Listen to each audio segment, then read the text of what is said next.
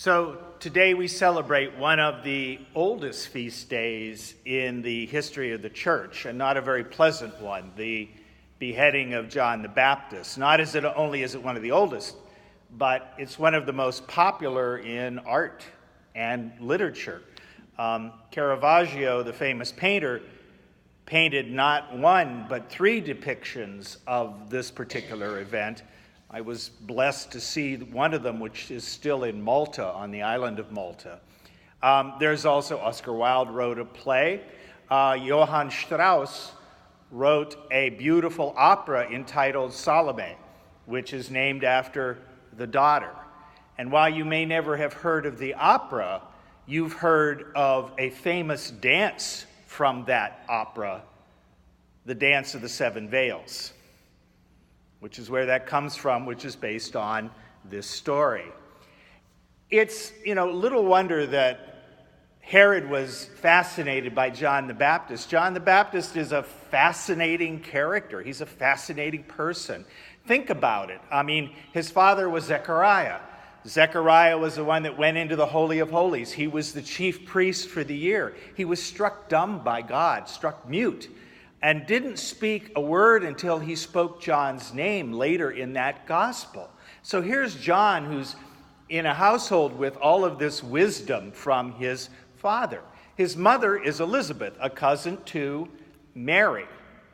And even prenatally, while still in the womb, John the Baptist recognizes Jesus, who is also in the womb, when Mary comes to visit. So there's this incredible connection between these two people, between Jesus and John the Baptist. And of course, John the Baptist is the one who baptizes Jesus in the river Jordan. So you can't really get away from John the Baptist when you're talking about Jesus. They're really inseparable during this first part.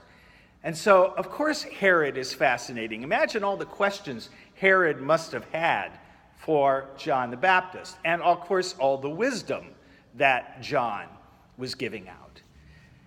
The interesting thing, to me at least, is that the Dance of the Seven Veils that Strauss wrote into his opera really becomes a great depiction for sin and evil, because that's what ultimately results in the death of John the Baptist, sin and evil.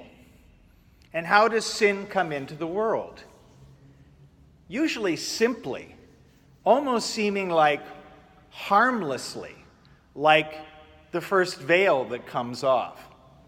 What's one veil when there's six more, right? What's one veil? No big deal. What's one angry moment? What's one drink? What's one swear word? What's one little cheating on the income tax? What's one veil?